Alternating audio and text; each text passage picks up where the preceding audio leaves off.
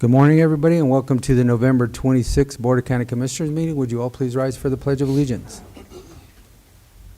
I pledge allegiance to the flag of the United States of America and to the republic for which it stands, one nation, under God, indivisible, with liberty and justice for all.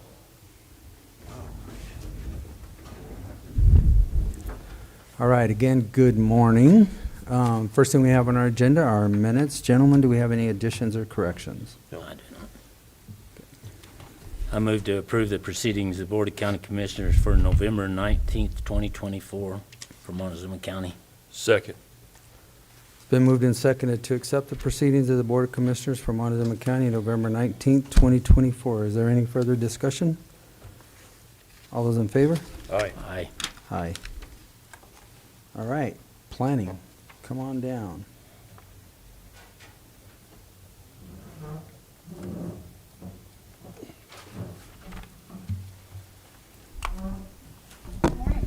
Good Good morning. All right, so we have a continuation, and I believe, Kim, you will still need to call the roll and go through the reading. Okay. Commissioner Candelaria, Here? Commissioner Lindsay, Here. Commissioner Copenhagen, Here. Administrator Anderson, Here. Attorney Tarnowski, Here. and Kim Purcell, Montezuma County Clerk and Recorder.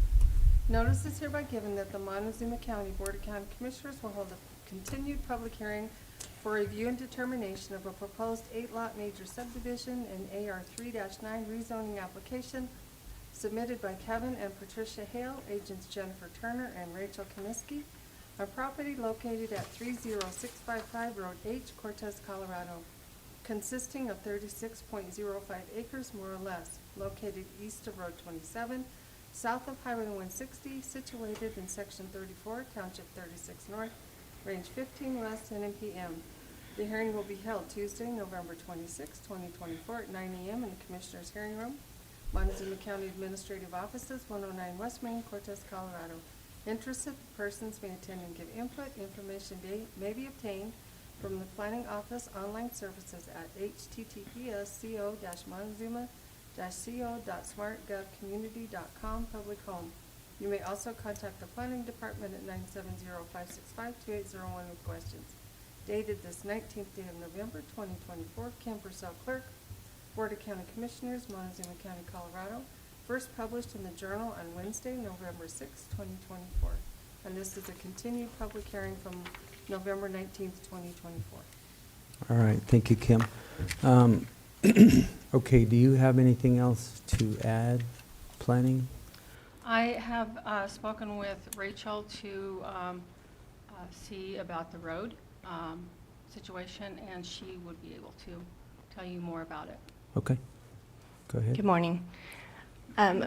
In our discussions with the road department, we've spoken with them 3 different times. They're not willing to take over that road and maintain it no matter what standards we bring it to.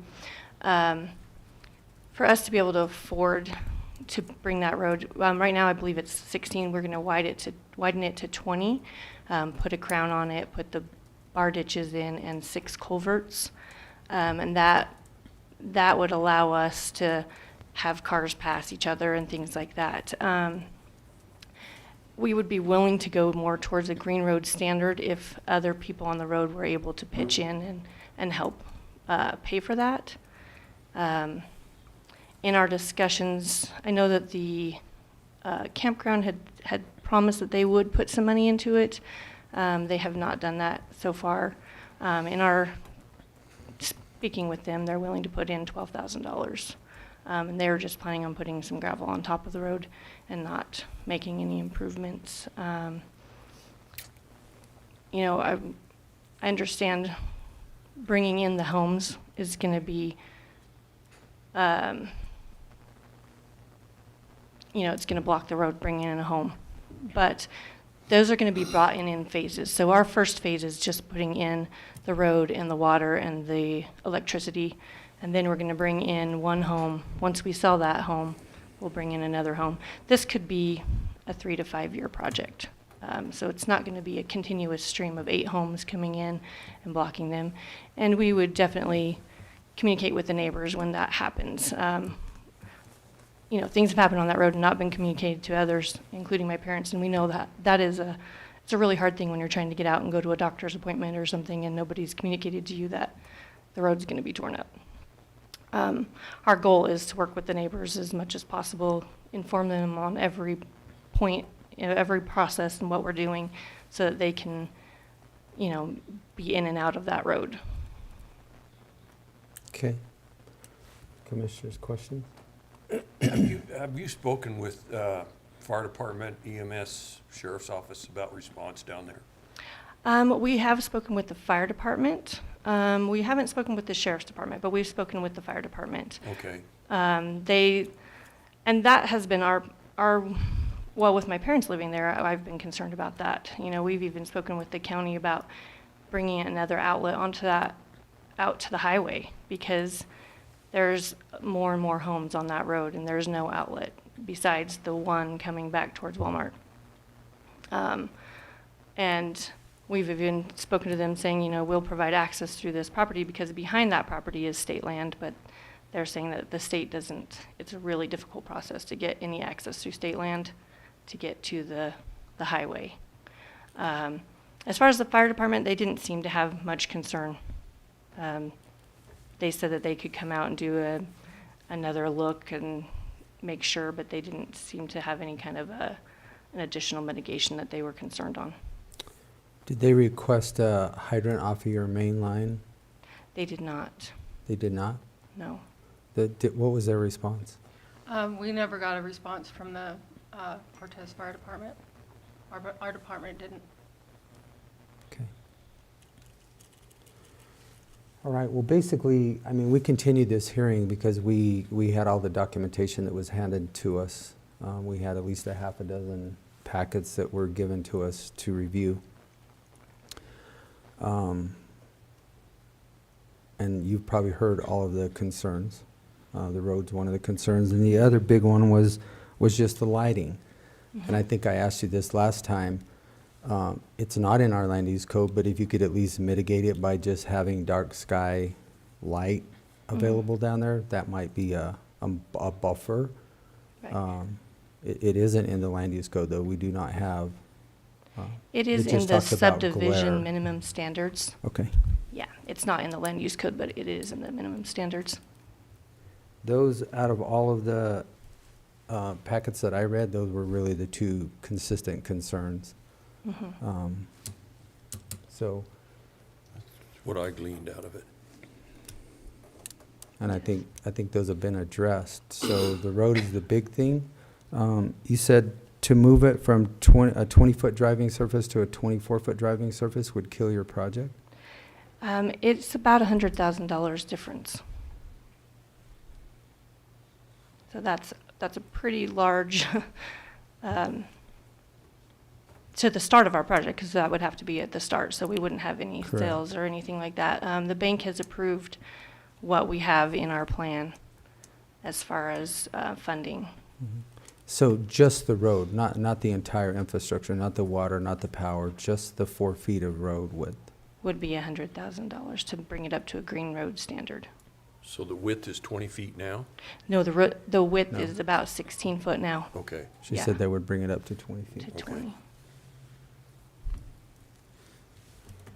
And there's no crown, there's no bar ditches currently. And there's very little culverts, and what culverts are there have been smashed, you know, they've been beat up. Yeah. So, I drove the road, and I don't think speed's going to be an issue.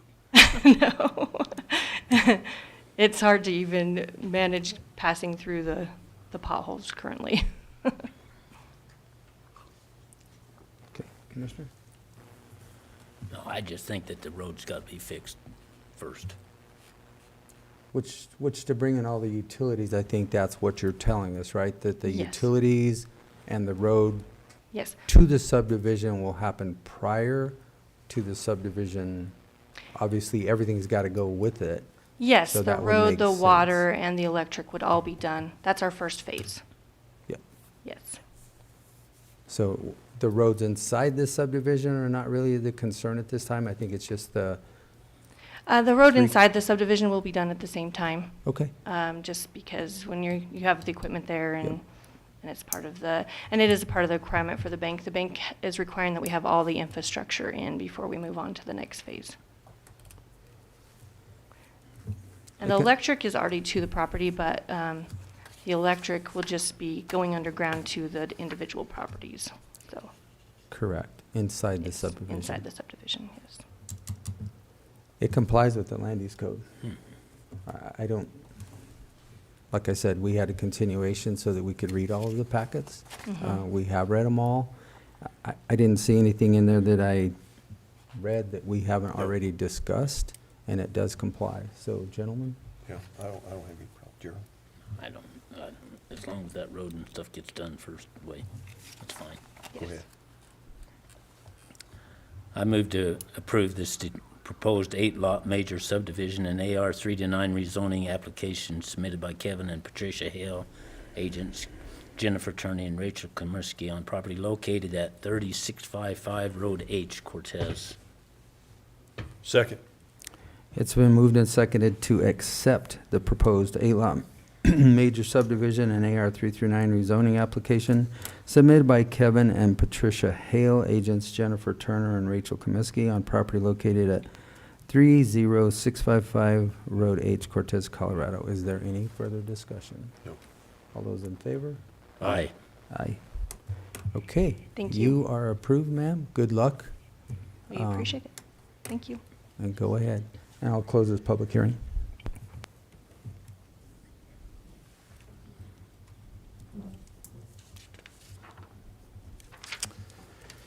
Okay.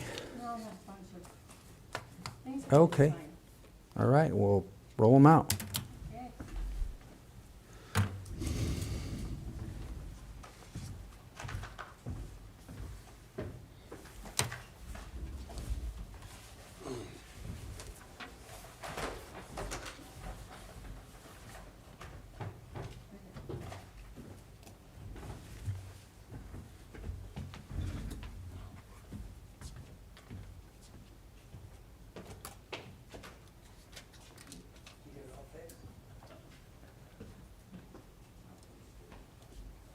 That one is just a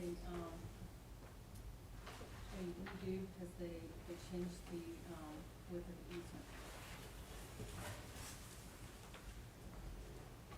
I brought one in.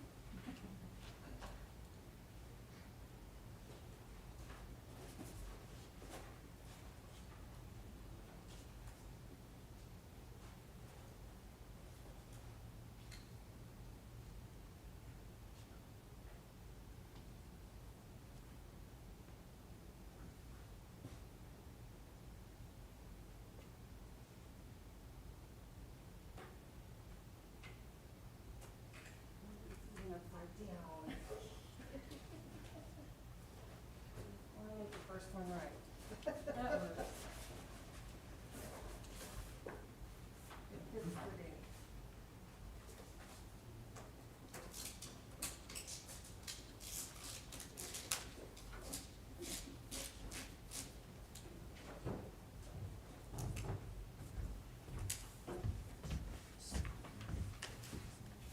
This is the one you guys did last year.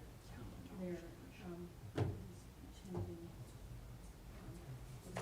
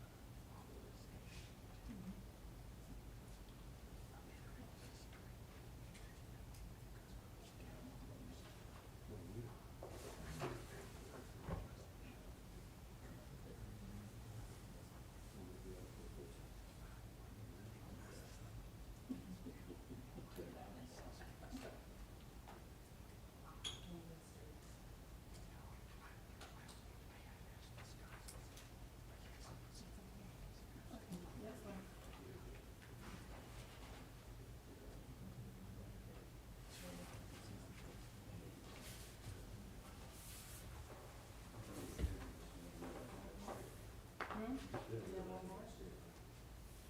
know.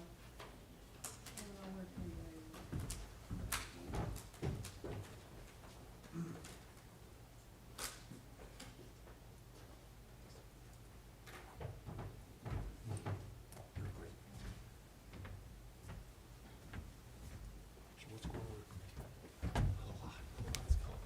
All right. Wouldn't you like to maintain that road? Oh, hell no. The worst problem is at that one corner right there, it's about, that road there is about maybe 200 feet from that corner. Yeah, But they won't let them come out there. They make them go clear back up that other way. you know, that's,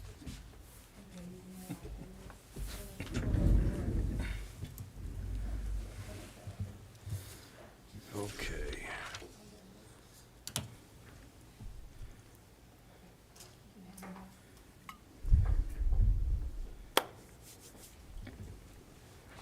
That's all I have. That's it? That's it. All right. Thank you. Thank you very much. I do have a couple of cleanup items here before we go to public comment. There will be no BOCC meeting next week, next Tuesday and/or Monday, because we'll all be at the CCI Winter Conference in Jefferson County. The December 10th meeting will start at 8:30 instead of 9. And the next coffee with the county will be December 16th at 10 o'clock here in this BOCC room. So just a reminder for everybody. All right. Next, we have our public comment session. The Board of Montezuma County Commissioners welcomes you to this meeting. Person speaking during public comment will be limited to 3 minutes, or depending on the number of people wishing to speak, it may be reduced to allow all the members of the public the opportunity to address the board. When addressing the board, please state your name and address for the record prior to providing your comments, and comments to individual supervisors or staff are not permitted, and participants may not yield their time to others. And with that, the public comment session is open.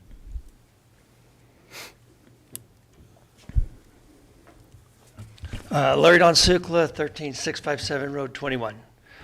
I'm just coming because I wanted to come to the first Board of Commissioner meetings from the county that I'm from, as your new HD elect 58 rep. Just a couple of items. They gave me my own office up there at the Capitol, and I wanted to extend a welcome to anybody, the 3 commissioners, staff, as well as the people of Montezuma County. If you need an office, I want you to use that office like it's your own. So up there at the Capitol. They also gave me my own lawyer. And what's interesting about that is the lawyers picks the reps, and the reps don't pick the lawyer. The lawyer that picked me happens to, his wife is from Duff Creek, and he hunts up at Lone Cone, he said, every year. So he has a vested interest in our county, so that's another good thing. But the seat, HD 58, is your seat. It's not my seat. I'm just your microphone. So if there's anything that you guys need for me to do up at the state, let me know, and I'll see what I can get done for you. Do you have any Appreciate that. questions? No, but we'll be seeing you up there January. Obviously, you were a commissioner, so you know the first legislative session that we have up there is towards, I think, the end of January. So we'll see you up there. Okay. Another thing, you showed me a paper about something that we did in 2015 when it had to do with solar. There was an idea back then. First of all, there was going to be Kinder Morgan was wanting to do a natural gas power plant because they got in a fight, I believe. There was an issue with a substation and Kinder Morgan's power. The way that we looked at the solar is not these big, massive solar farms, and and it's not a farm, actually. What it was over in La Plata County, what they used to do when they would drill natural gas is they would drill the natural gas on a private property, and then they would give the homeowner free natural gas so that they could heat their home and their barns. So it was the same kind of, we were thinking about the same way, but with solar. Instead of these big, massive solar farms, how about a 1 acre or 2 acre solar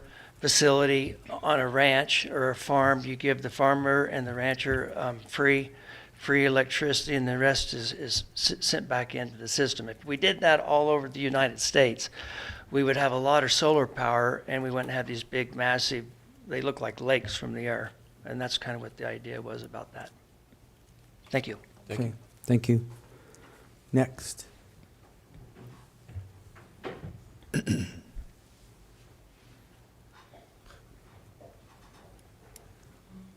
morning. I'm Eleanor McFarland, 18405 Road P.2. I just wanted to thank you publicly for hosting the Coffee with County yesterday. It was very informative and a really great atmosphere to learn what's going on in the county. And obviously you have a great deal on your plate, but we appreciate being able to come to you with our concerns and what's bothering us. Thank you. Thank you. Thank you. Next.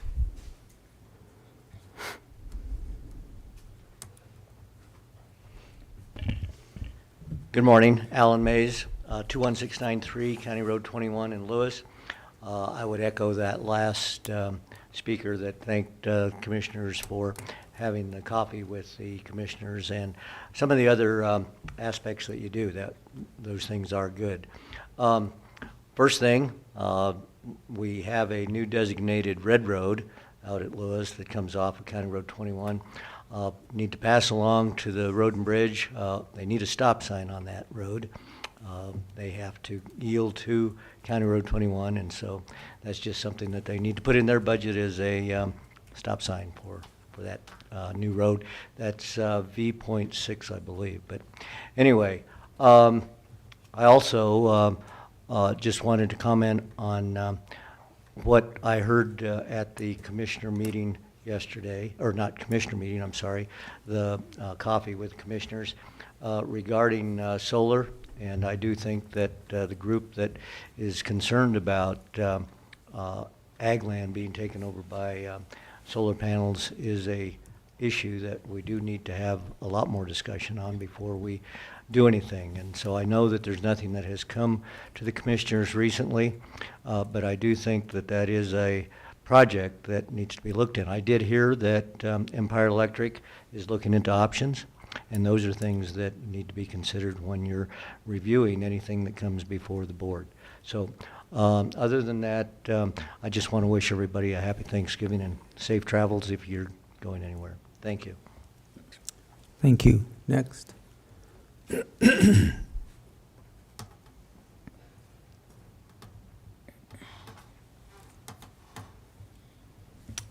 Morning, Board.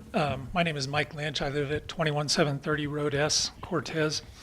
I also want to thank you for the coffee with commissioners that you've started doing. I think that's got some benefits that can come out of it, and I appreciate you being willing to do that. The Farm Bureau had an election candidate forum before the election, and it just so happens when we pulled up to attend that, there was some work going on in the parking lot, and I may be mistaken, but it looked like they had a crane and they might have been doing some work in relation to the tower that's installed at that site. And I could be off base because they could have been doing something else, but if they were working on the tower, it raises some concerns for me. If it was communication tower work, what was the work being done on it? And was the tower being upgraded to 5G cell service? You guys, the commissioners, are responsible for the health and well-being of the citizens of our county. And there are questions about the safety of 5G cell service. It's never been proven safe to this day. Children's Health Defense has many articles questioning the safety of 5G and even reporting negative health outcomes of people who are near 5G towers. Apparently, the problems are related to the combination of the frequency and the intensity of 5G EMF signals. This topic raises the question about 5G towers in the unincorporated area of our county because of possible health risks related to cell towers providing 5G service. The commissioners should have a say in whether 5G service is implemented anywhere in unincorporated Montezuma County. And so, do the service providers notify the county before installing 5G or upgrading to 5G? Are they even required to notify the county whenever they upgrade their cell service? What can the BOCC, the Board of County Commissioners, do to protect citizens of this county from health risks related to 5G cell service, or from this cell service possibly affecting people who live near the cell towers? Thank you. Thank you. Next.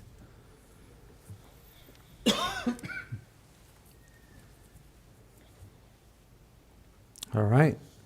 Seeing no others, I'll close the public comment session of this meeting, and we will go straight into updates. Kelly, come on down. Social services, our updates and financials.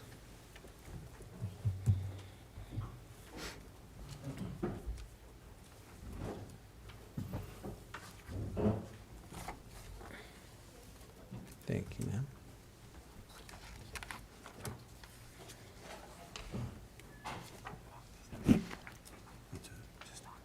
Yeah.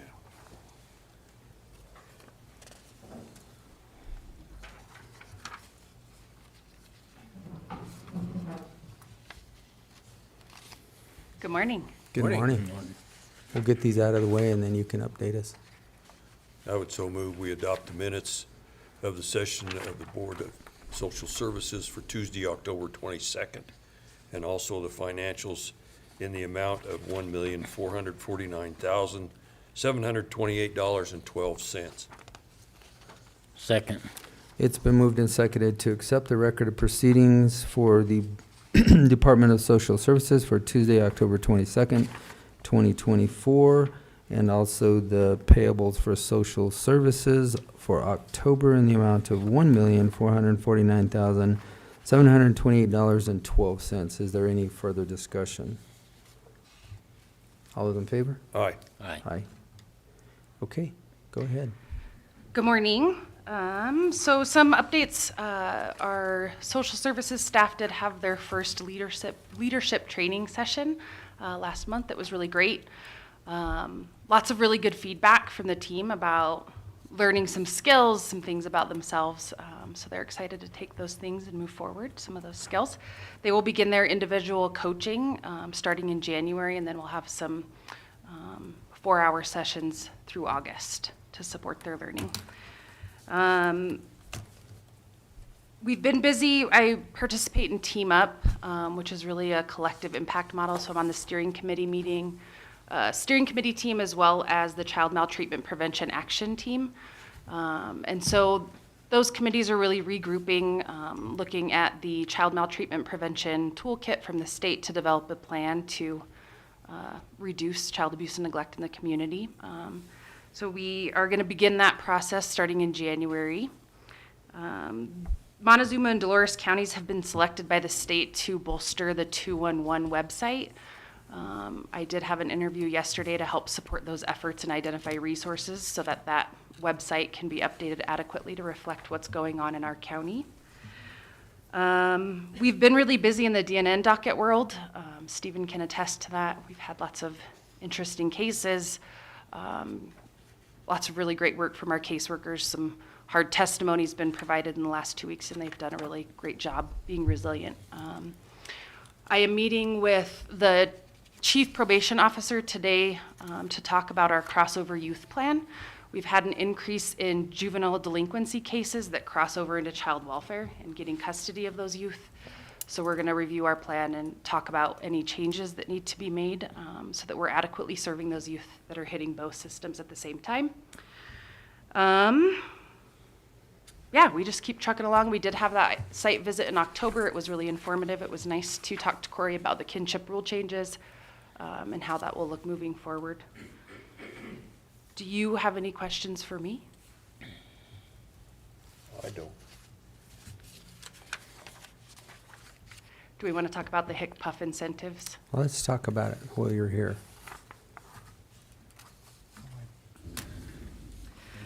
So this is a contract amendment from HIC-PUF. Really, this is us doing our job. When we meet timelines as prescribed from the state as it relates to Medicaid, we can earn incentives.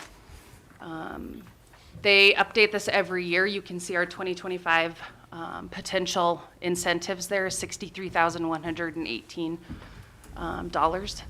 So I would advocate that this be signed. It doesn't add to our workload. It just means that when we hit those measures, we can get some incentives put back into that line item. Do you guys have any questions, comments, or concerns on this No. one? Do you have that in front of you, Gerald? I think Kim's got it coming. Okay.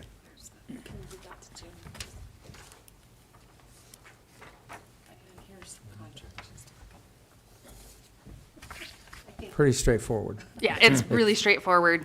We either meet them or we don't. Last year, we met 2 out of 3. Sometimes it's beyond our control. They were using customer satisfaction surveys last year. We can't do a ton of things about what people report, so we missed that mark. I move to approve the State of Colorado Contract Modification Contract Amendment Number 5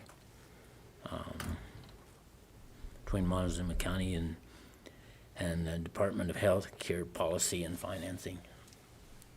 Second. It's been moved and seconded to accept contract amendment number 5 between Montezuma County and the Department of Health Care Policy and Financing, better known as HIC-PUF, Yes. which is, that's a wild acronym, but it is what it is. Anyway, any further discussion? All those in favor? Aye. Aye. Aye. Do you have anything else, Kelly? I do not.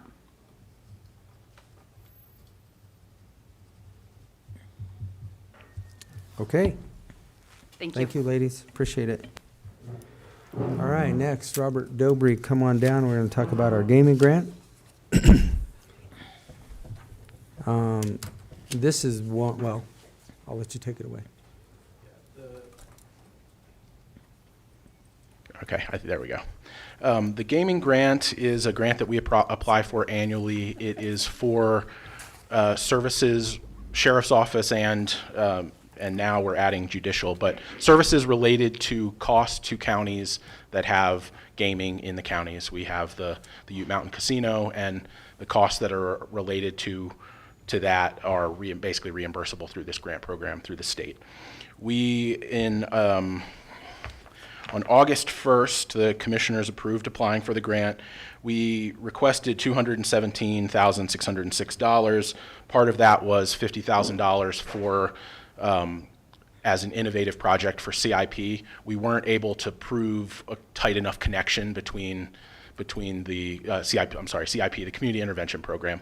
We weren't able to prove a tight enough connection between gaming and that, so they did not award that piece. But we were awarded $157,064 for law enforcement and $3,631 for judicial costs from the year 2023. And there isn't a signature required for this, but to fit with our grant process, we wanted to bring it back to the commissioners just to approve it, I guess, as well. Yeah, so basically, we weren't successful in all that we asked for, but we did get a significant chunk, so, and it will help. The previous grant, I think we were awarded $141,000, so we did receive a little bit more this year. Any other questions, gentlemen? No. All right, move it forward. You got it? You have it, Gerald? Yeah. We need to just approve that total award? Just amount? accept it. Is Just accept it. Okay. I move to accept this Colorado Department of Local Affairs award grant in the amount for the judicial part of $3,631, the law enforcement amount of $157,064, and for the total award amount of $160,695. Second. It's been moved and seconded to accept the 2024 gaming grant in the amount of $160,695. Is there any further discussion? No. All those in favor? Aye. Aye. Aye. There you go. Thank you, Robert.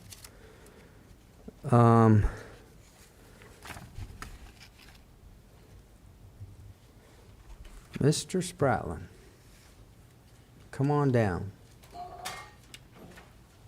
And this, we're going to look over our EOP. Has to be updated every 3 years. Looking at this, there was not a lot of revisions.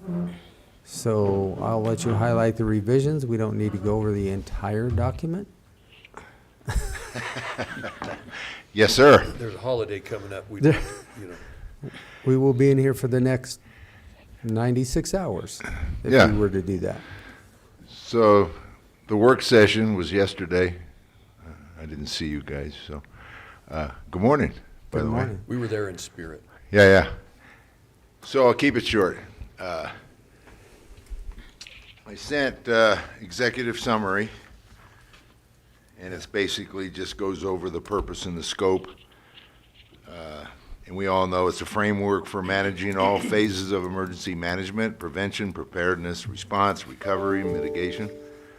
It outlines all the roles, responsibilities, and resources necessary for coordinated action during emergencies and disasters and nuisances affecting Montezuma County.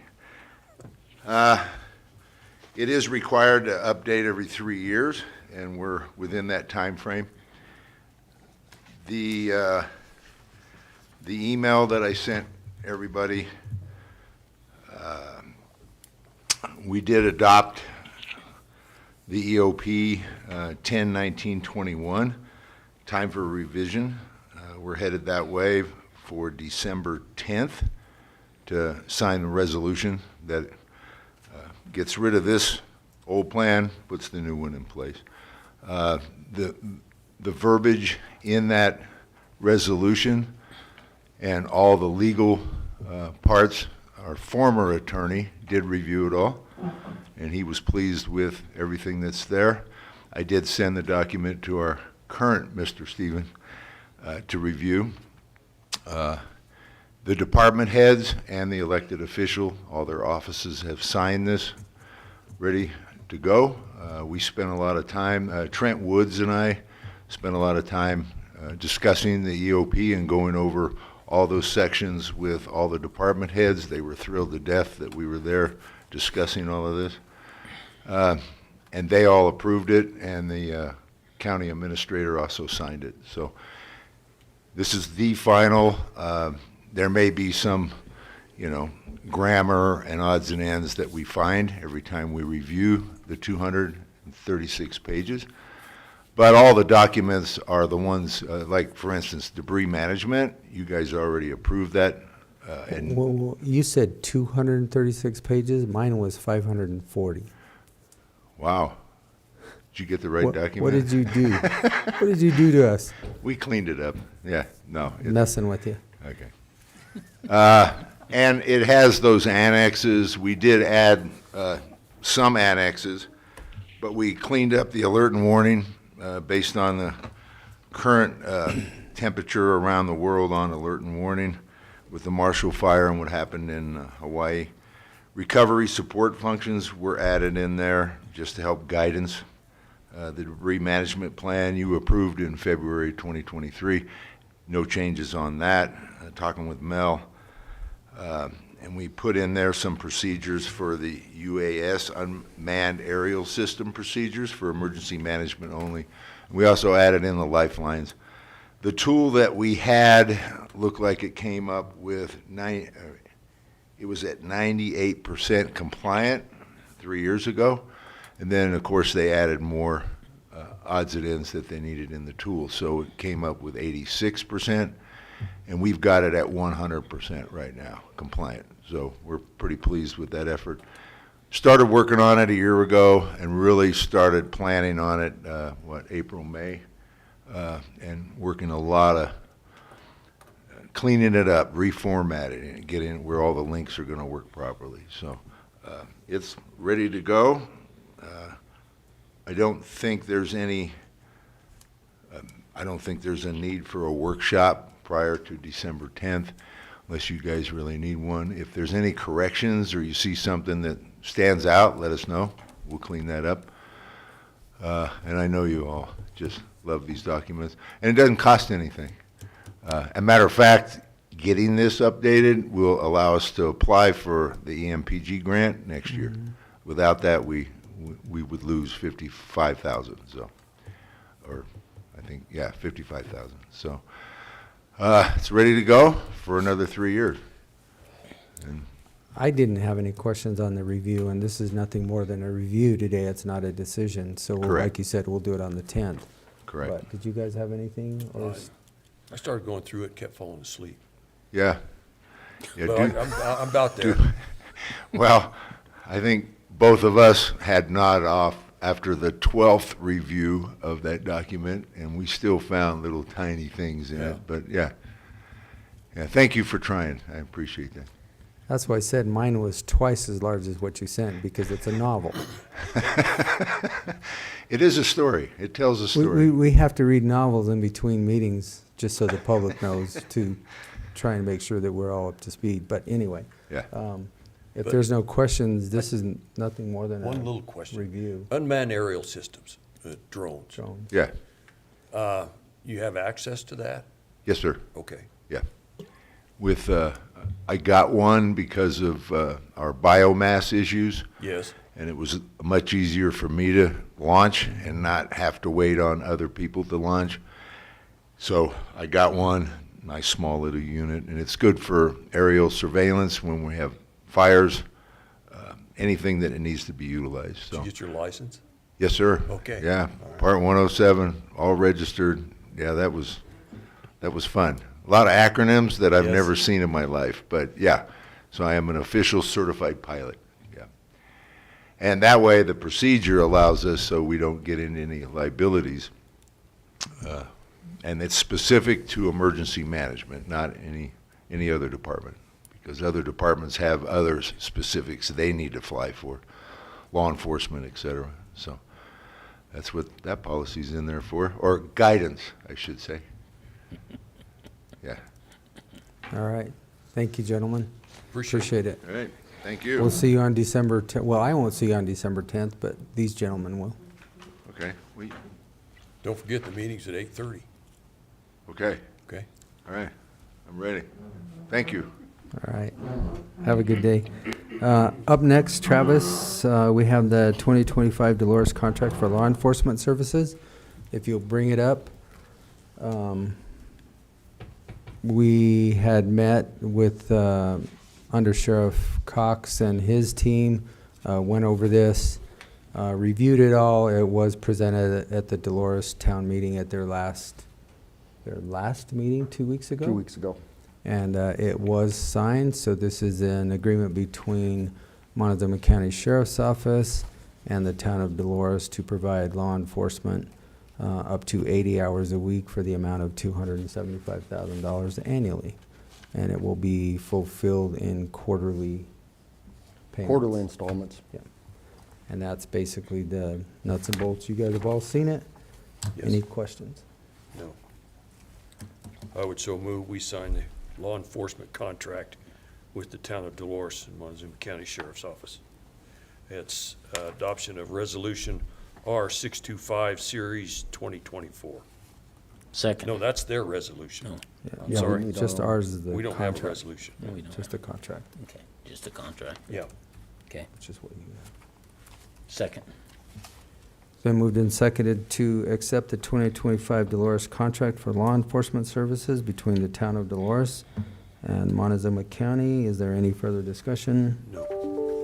All those in favor? Aye. Aye. Aye.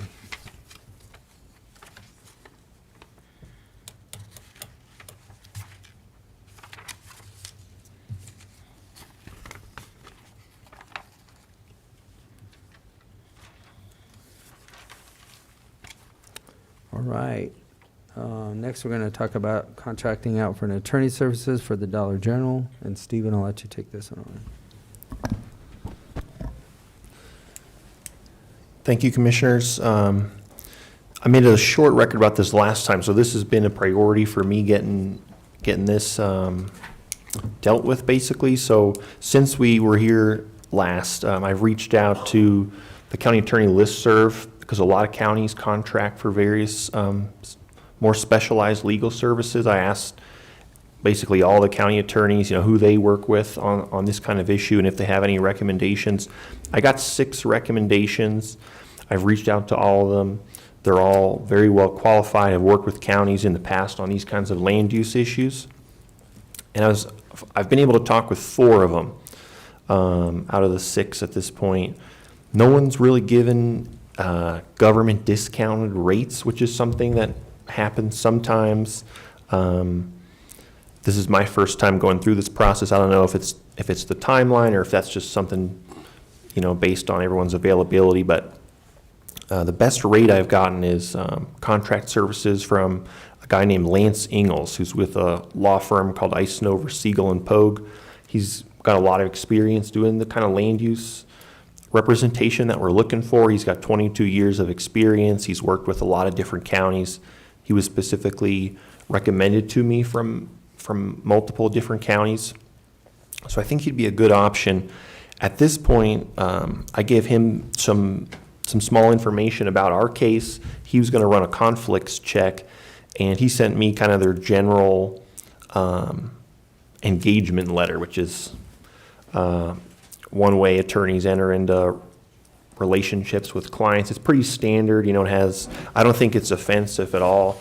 I think it's reasonable. It just kind of lays out, that if we want to move forwards with his firm, they'd have to run a conflicts check, that we'd be represented, the board would be represented by the firm. We'd have certain responsibilities as far as participating on an ongoing basis, and then we'd have a right to end the contract or end this agreement really at any time upon a reasonable notice. So I think the agreement's fair. What Lance laid out for me was if we wanted to move forwards in this posture, we should let him know, and he'd send an additional letter about the specific services that he'd be providing for the board. So I let him know I'd inform the board of where we're at. So given the timelines that we're faced with, we've already moved the timelines out once in the wake of Mr. McLaren leaving the county attorney's office. It would be my recommendation to the board today that either I or Mr. Anderson would be authorized to enter into this agreement with Eisenover, Siegel, and Pogue so that Mr. Ingalls can work on the dollar store issue for us. Frankly, I don't have the time to devote to it that I would need to at this time. And I think it's a good option. It's the best option, in my opinion. And I'd be happy to answer any questions from the board. I mean, I always ask the first question is, what's it going to cost us?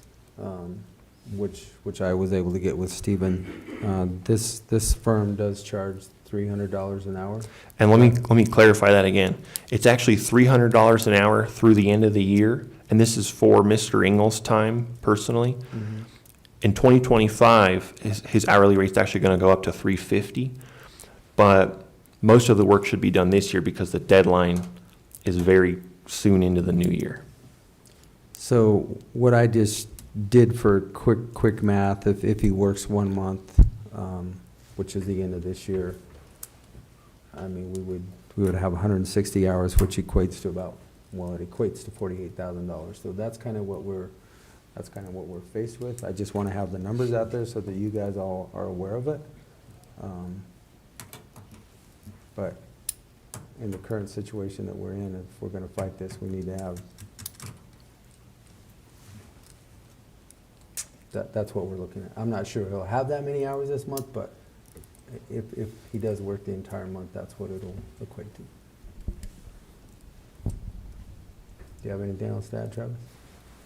The only thing I could say is we'll probably have to make a budget supplemental because it's not within the current budget. and 48,000 of the professional services. Correct. Which we're aware of that also. I don't think we have any choice, do we? I don't Well, we think don't. so. I mean, he's already acting as two attorneys, one for us now and one, he's still trying to take care of all the child protective cases. Yeah. And then to throw this on top of him also, it's. Yeah, I know. That's what I mean. so- Yeah, I think those are the options, basically, if we don't contract this out, it's something that I would be responsible for, and I'm just being transparent that I'm doing about as much as I can really do, and this is a significant undertaking. Need a motion? Yep. I would so move we enter into agreement with the stipulated law firm, what? Yeah, Ice Nover, Siegel, and Polk. Okay. Let's just leave it at that. Second. It's been moved and seconded to enter into a attorney contract services as it's related to the Dollar General. Is there any further discussion? No. All those in favor? Aye. Aye. Okay. All right, moving on down, the decision. We've got two decisions today, one on the holiday schedule and compassionate leaves. Pull up the holiday schedule.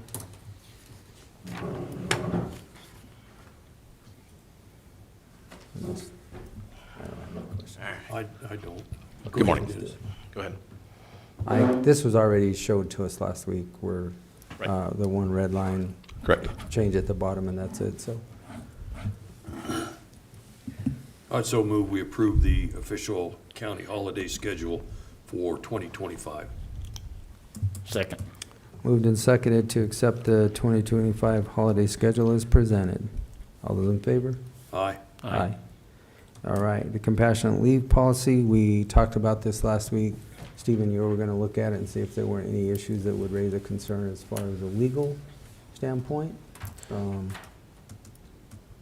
Yeah, Commissioners, I did have a chance to look at this. The short answer is I don't think there's any legal problems with it. I talked to Mr. Bug a little bit yesterday about still how we're defining the when you can take the compassionate leave or when you might be able to ask for it. Right now, I think the definition is still a little clunky. In the context of our discussion, we just discussed the intent is really that if someone's unable to work and they don't have any leave available, either through vacation or sick time, that they could make a request to have leave donated to them, basically. And in my opinion, I don't know that that's articulated particularly clearly, but arguably some of the language in here kind of does a lot of the work to get there, as far as needing to be under the care of a physician, and I don't think it's wrong necessarily to adopt it with the language that's in it. Those were just kind of some of my comments as far as how I understand the policy. I think it's it's totally permissive. Mr. Bug talked to me about that this is easier to manage on the part of HR than some similar policies that the county had in the past. But I think it's really up to the board to determine what kind of policy they want this to be and how they want it to read and whether to adopt it or not. I mean, I've read it several times now. It's nothing that I'm unfamiliar with. They're in increments of 4 and 8 hours, totally, like you said, permissive to the employee if they want to donate it or not. Correct. Totally up to them. It is going to require more staff time. And it doesn't, it's not something that happens that often, so it's not like it's a per pay period or even monthly. Correct. It's only if they've exhausted Could be all done of in their other a fiscal resources. cycle, you just never know, yeah. And right now, I know that for sure we have at least one that could benefit from this. Could So have 3. if the other employees countywide are willing to donate vacation time to help their brothers and sisters out, I don't have any issues with this at all. And if, obviously, it can be changed, it can be tightened up, language can be moved if we find out that something later down the line. Yeah, and I think that was Commissioner Copenhaver's recommendation too, and I think that's with any rule. I mean, if we try to do best practice on the front side to capture everything that we can, but if obviously we find something that's not working or needs to be modified, we can always come back and make an adjustment. So, I mean, nothing's ever set in stone. I mean, And it's not like what we had. nothing. It is nothing like what we had. No, the biggest thing is So- not trying to create that outline, amount of time that's just hanging out there, that becomes a liability. Because the realism is you're gonna pay the employee either way, so you're not out any money there. And no matter which bucket of time you take it out of, you're reducing time, which is a liability financially. So you're actually reducing liability over time. So, and then we don't have any leftover time hanging out there that anybody can cash out, so. Or can be unaccounted for, because everything that's left over gets returned. Which is what we don't want to leave, is this bucket of time out there that's just looming. So. Questions? I think Okay. you guys have done a good job taking care of it. Yeah, the committee did a really good job on this. I just want to had a lot of input from them. They got with a lot of their own departments, went over it with them, and got a lot of good feedback. There was this is the 4th draft, actually, so there was a lot of good changes that came from the committee, so I have to tell them thanks for all the work they've done. All right. It's in front of us. We can accept it, change it. Go ahead, Drew. I move to accept this compassionate leave policy as presented at this time for Montezuma County. Second. It's been moved and seconded to accept and implement the compassionate leave policy as presented. All those in favor? Aye. Aye. Okay, there you go. All right, moving on to reports. Kim, you are at the top of the list. Do you have anything that you would like to share with us today? I just wanted to let you gentlemen know that all of the post-election testing has been completed, and all of the district certifications have been sent out. So we're just kind of wrapping things up. All right, thank you very much. Stephen?